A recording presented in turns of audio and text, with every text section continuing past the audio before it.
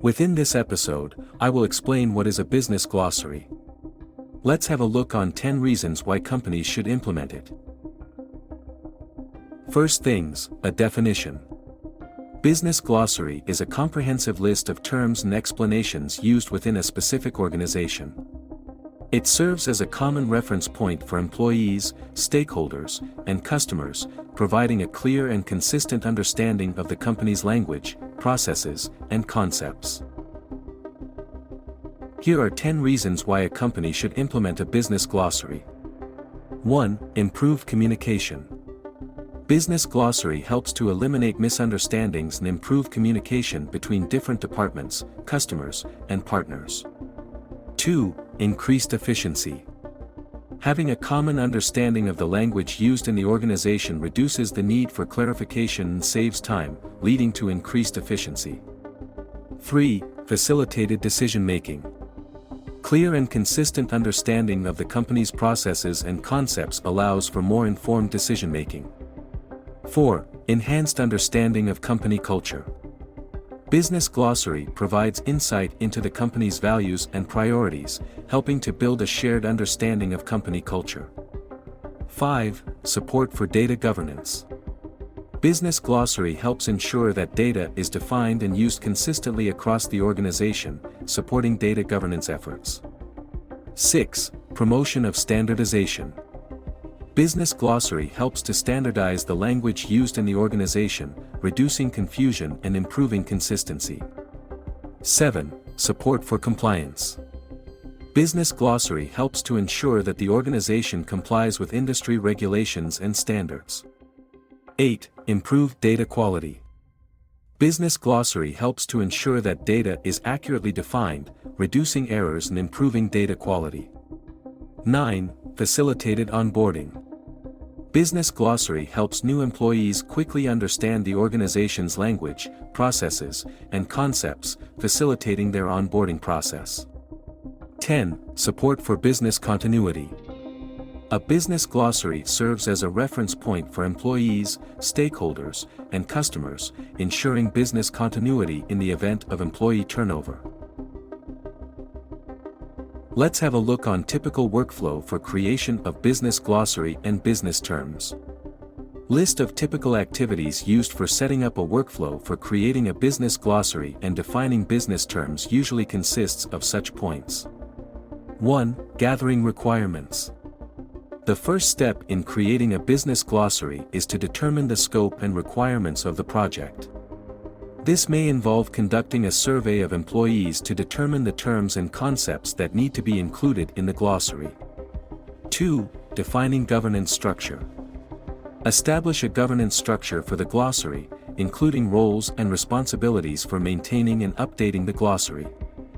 3. Stakeholders identification. Identify stakeholders who will be using the glossary, such as employees, customers, and partners, and involve them in the process of creating the glossary. 4. Collecting terms. Begin collecting terms and definitions, either through a review of existing documents or through direct input from stakeholders. Ensure that terms are clearly defined and consistent with the language used throughout the organization.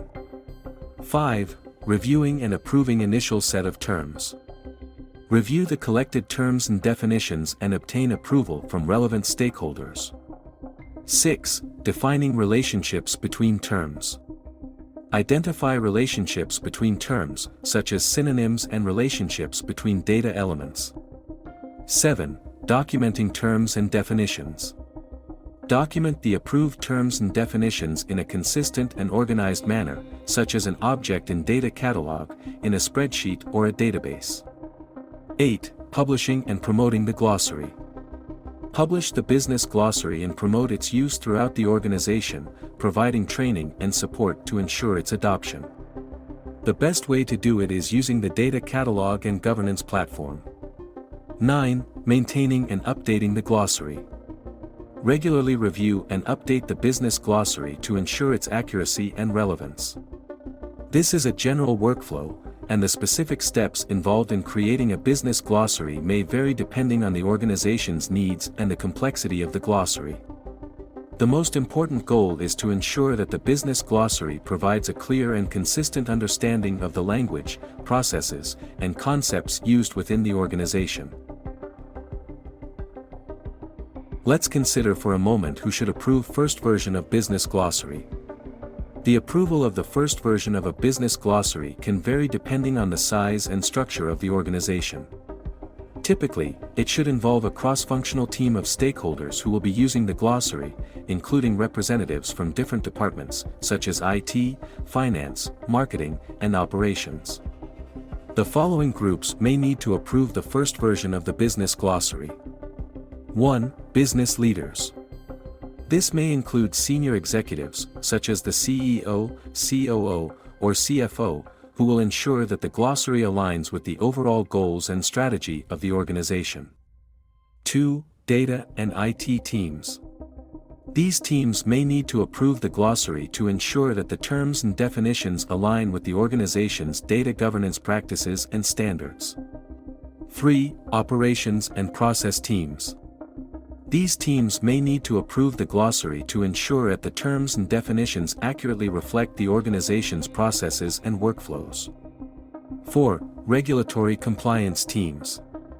If the organization operates in a regulated industry, the compliance teams may need to approve the glossary to ensure that the terms and definitions align with regulatory requirements. 5. Customer-facing teams. This may include sales and customer service teams, who will use the glossary to communicate with customers and ensure that they understand the organization's language, processes, and concepts.